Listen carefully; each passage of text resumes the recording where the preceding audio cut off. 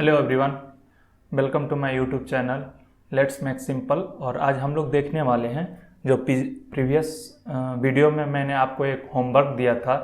जिस होमवर्क में मैंने दिया था कि आपको एक ट्रायंगुलर शेप में वायर रीअरेंज है और उससे होने वाली जो सेंटर पे मैग्नेटिक फील्ड बनेगी, इस पी पॉइंट पे जो मैग्नेटिक फील्ड बनेगी, कितना मैग्नेटिक फील्ड होगा उसी को आपको निकालना है। तो इसके लिए एक ईशा कुमारी नाम की स्टूडेंट हैं जिन्होंने बना के कमेंट किया था, उसके लिए मैं उनको अप्रिशिएट करता हूँ। ठीक है, चलिए देखते हैं इसको हम लोग कैसे सॉल्व कर सकते हैं। ठीक है, जैसे देखो इसमें दिया हुआ है कि यहाँ से करंट फ्लो करना स्टार्ट करती है और करंट फ्लो करते हुए ए बी साइड में इधर फ्लो करती है, बी सी साइड में फिर नीचे की तरफ करंट आती है और सी ए साइड से यह क्या होती है, करंट बाहर की तरफ निकल जाती है। तो इस तीनों वायर के द्वारा इसके सेंटर पे कितना मैग्नेटिक फील्ड होगा उसी को हमको क्या करना है, निकालना है। ठीक है, तो अब हम राइट हैंड कर्व रूल से देखेंगे कि कैसे हम लोग इसका हर एक मैग्नेटिक फील्ड का डायरेक्शन किधर होगा। तो अगर इसमें देखते हैं ए बी में होगा तो ये वायर के इस साइड में, देखिए वायर के इस साइड में करंट क्या होता है, करंट कर्ल करने पर हाथ कहाँ आ रहा है, बाहर की तरफ आ रहा है, मतलब कि इधर आपका मैग्नेटिक फील्ड किधर है, आउटसाइड। और वायर के इस साइड, मतलब वायर के इस साइड करंट का जो कर्ल करने पर उंगली किधर जा रही है, अंदर की तरफ, मतलब कि इधर आपका मैग्नेटिक फील्ड किधर है, इनसाइड है। इसी तरह जब आप BC साइड के लिए आप क्या करोगे, देखोगे तो बाहर के लिए आपका मैग्नेटिक फील्ड आउटसाइड आएगा और अंदर के लिए आपका मैग्नेटिक फील्ड इनसाइड आएगा। फिर नीचे CA वायर के लिए देखिए, इस वायर से नीचे जो भी है उंगली किधर आ रही है, अंदर से बाहर की तरफ। तो नीचे आपका अंदर से बाहर की तरफ आ रही है, मतलब कि आउटसाइड है मैग्नेटिक फील्ड। और वायर के ऊपर कहाँ जा रहा है, ऐसे अंदर की तरफ जा रहा है, मतलब कि वायर के ऊपर यहाँ पे मैग्नेटिक फील्ड किधर है, इनसाइड है। ठीक है, एक्चुअली यह वायर आपको दिया हुआ है इक्विलैटरल ट्रायंगल के रूप में, मतलब कि समबाहु त्रिभुज के रूप में, जिसकी हर एक भुजाएं क्या हुए, बराबर है, मतलब कि हर एक साइड आपका इक्वल है।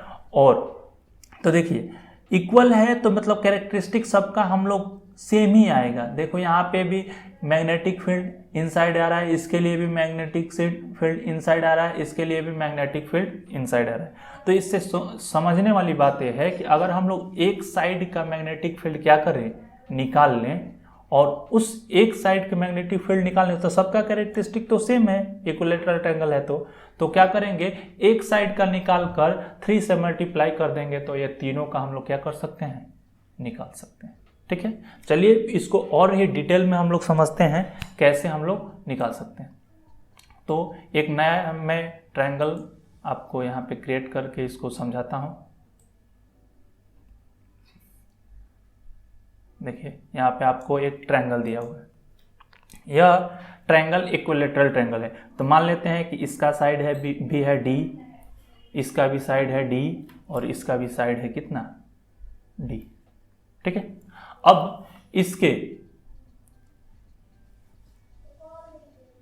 यहाँ इसके सेंटर पे हमको निकालना है क्या, मैग्नेटिक फील्ड। ठीक है, तो पहले यह लेते हैं केवल AB। जब इक्विलैटरल ट्रायंगल है तो इसका हर एक एंगल कितने का होगा, 60 डिग्री। यह भी एंगल कितने का होगा, 60 डिग्री, और यह भी एंगल कितने का होगा, 60 डिग्री। ठीक है, अब और इसको समझने वाली बात, मान लेते हैं कि यह जो इसका सेंटर है, इससे यह जो पहला AB वायर है इससे R डिस्टेंस पे है। कितना डिस्टेंस पे है, R डिस्टेंस पे। कितना, मान लेते हैं कि R डिस्टेंस है, ये R हमको नहीं मालूम है, R अननोन है। ठीक है, तो मान लेते हैं कि R डिस्टेंस पे है। अब देखिए इसको मैं और अच्छे तरीके से आपको समझाता हूँ। मान लेते हैं कि इस ऊपर वाले एंगल से जो भी ये लाइन आ रही है और या नीचे वाले एंगल को दो भागों में बांटती हुई ये लाइन आ रही है, तो यह एंगल 60 को दो भागों में बांटा तो ये भी एंगल हो जाएगा कितना 30, और ये भी एंगल हो जाएगा कितना 30।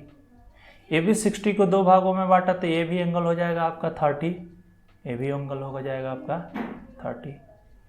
ठीक है, और यहाँ से हम लोग परपेंडिकुलर डिस्टेंस माप रहे हैं तो यह वाला एंगल हो जाएगा हमारा 90 डिग्री।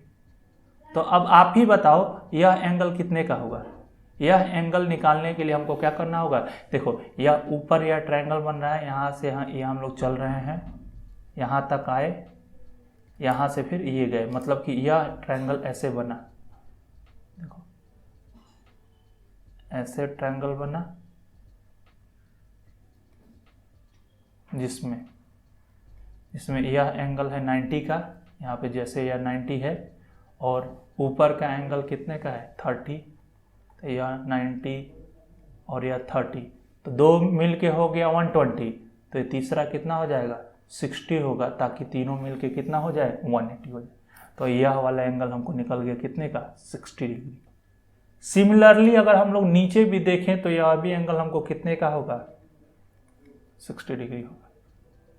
यहाँ तक समझ लिए, मतलब कि यह वायर डी है तो इसका हाफ पार्ट d/2 और इसका भी हाफ पार्ट d/2, यह हाफ पार्ट इसका एंगल बना रहा है 60 डिग्री और हाफ पार्ट इसका एंगल बना रहा है कितने का 60 डिग्री।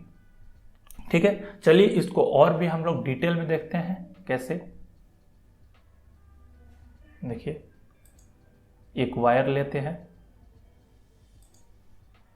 यहाँ से इसी वायर को AB वायर को हम लोग यहाँ से लेते हैं। देखिए यह AB वायर है, इस AB वायर में देखिए मैं इसको थोड़ा पेन को और कलर बदल लेता हूँ ताकि आप लोग अच्छे से समझ पाए। देखो यह है AB, मतलब AB साइड मैंने ले लिया। कौन सा AB साइड लिया है, यह जो AB है, यहाँ से लेकर यह A से लेकर और यह B तक, ये पूरा AB साइड हमने ले लिया है। और उसके मिडिल पॉइंट से R डिस्टेंस पे, मतलब कि इस AB के मिडिल पॉइंट से, इस AB के मिडिल पॉइंट से R डिस्टेंस पर, कितने डिस्टेंस पर R डिस्टेंस पर, पूरा D है तो यह मिडिल पॉइंट होगा तो d/2 ऊपर भी और d/2 नीचे भी, यह R डिस्टेंस पे। तो अब देखो ऐसे बन रहा है,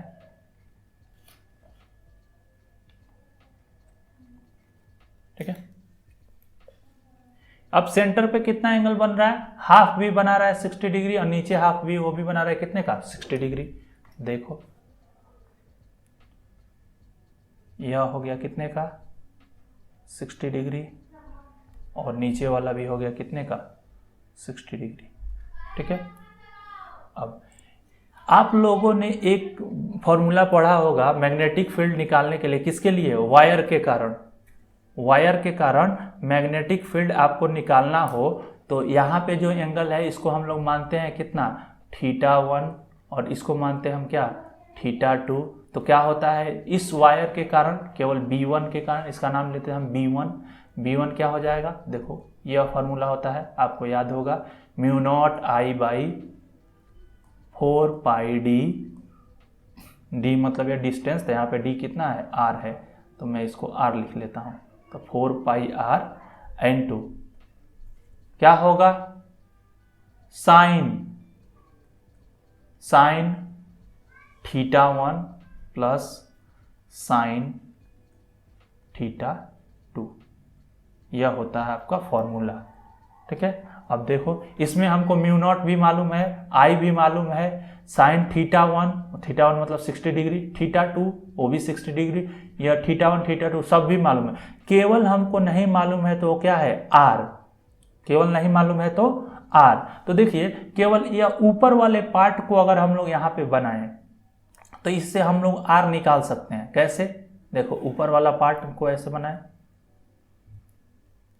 केवल ऊपर वाले पार्ट को बनाएं, यह वाला यह नोन है हमको कितना d/2 है, यह एंगल कितने का है, 60 डिग्री है। यह आर हमको नहीं पता है कितने क्या होगा।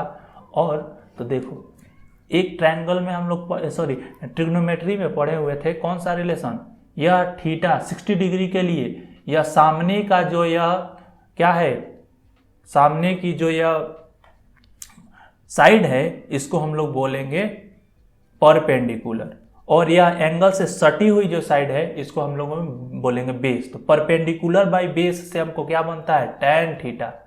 तो tan 60 degree is equals to क्या हो जाएगा, परपेंडिकुलर बाई बेस। अब परपेंडिकुलर और 60 डिग्री के लिए क्या होगा, अब बताओ आप। tan 60 का वैल्यू होता है √3 और परपेंडिकुलर 60 के लिए क्या हो जाएगा, d/2 और बेस कितना है, r। अब इस r को √3 से रिप्लेस कर देंगे तो r इज इक्वल्स टू कितना हो जाएगा, d/2√3। ठीक है। अब इसी r को इस फॉर्मूला में भर देंगे तो हमको b1 निकल जाएगा। देखो कैसे निकालते हैं, कैसे निकालते हैं इसको। मैं कलर चेंज कर लेता हूं ताकि आप लोग और अच्छे से समझ पाओ। देखो यहाँ पे b1 का b1, μ0 कांस्टेंट है तो μ0 कांस्टेंट लिख दिए, I करंट फ्लो कर रहा है तो यह भी लिख दिए, 4 कांस्टेंट है तो लिख दिए, पाई कांस्टेंट है तो लिख दिए। r के जगह पे कितना लिखेंगे, d/2√3, मतलब कि d/2√3 लिख दिए। फिर यहाँ पे साइन के जगह पे साइन, θ1 के जगह पे 60 डिग्री, अब प्लस θ2 के जगह पे भी कितना डिग्री, 60 डिग्री, साइन 60 डिग्री। ठीक है। अब इसको और सॉल्व करेंगे तो क्या हो जाएगा, b1 इज इक्वल्स टू यह 2√3 कहाँ आ जाएगा, सबसे ऊपर, ये हो जाएगा 2√3 μ0 I/, कितना हो जाएगा, 4πd इंटू साइन 60 और साइन 60, कितनी बार साइन 60, 2 बार साइन 60। ठीक है। अब सबका वैल्यू रखना स्टार्ट करेंगे। b1 is equals to 2√3 μ0 I/4πd into 2, और साइन 60 का वैल्यू होता है कितना, √3/2। 2 से 2 क्या हो जाएगा, कैंसल। √3 से √3 में मल्टीप्लाई करेंगे तो कितना आएगा, 3 आएगा। तो क्या हो जाएगा, b1 का वैल्यू हो जाएगा 2, और √3 से √3 में मल्टीप्लाई होगा तो आ जाएगा 3, और μ0 इंटू I/4πd। ठीक है। अब ये 2 से 4 कैंसिल होगा कितना बार में, 2 बार में, तो ऊपर आ जाएगा 3, नीचे आ जाएगा 2। देखो कैसे, b1 इज इक्वल्स टू ये हो जाएगा 3, नीचे 4 कैंसिल होगा 2 से तो 2 बार में हो जाएगा, μ0 है तो μ0, I है तो I/πd। यह आपका निकल गया केवल कितने के लिए, एक के लिए, एक साइड से कितना हमारा मैग्नेटिक फील्ड बनेगा। चूंकि तीनों साइड क्या हो जा रही हैं, वहां पे तीनों साइड के लिए ऐड हो रहा है, तो एक का निकल गया तो तीनों को निकालने के लिए हम लोग क्या करेंगे, 3 से मल्टीप्लाई कर देंगे। ठीक है। तो बी नेट मतलब कि मैग्नेटिक फील्ड, यहाँ पे बी नेट लिखता हूं, B net magnetic field net किसके कारण, ट्रायंगल के कारण, ट्रायंगुलर शेप के कारण क्या हो जाएगा, 3 इंटू b1, 3 टाइम्स कर देंगे पहले वाले जो निकाले हैं, 3 का 3, b1 का वैल्यू कितना निकाले हैं, 3 इंटू μ0 I/2πd। 3 इंटू 3 को मल्टीप्लाई करेंगे तो कितना हो जाएगा, 9 μ0 I/2πd। ये हो जाएगा आपका B net.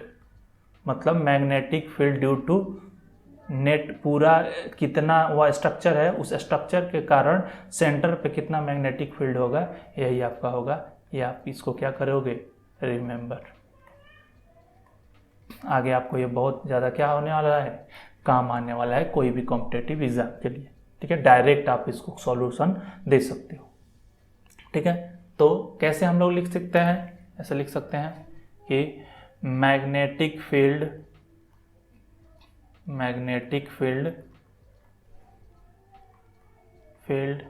Due to triangular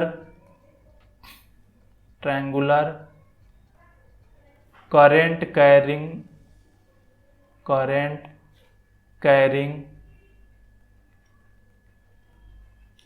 wire shaped structure,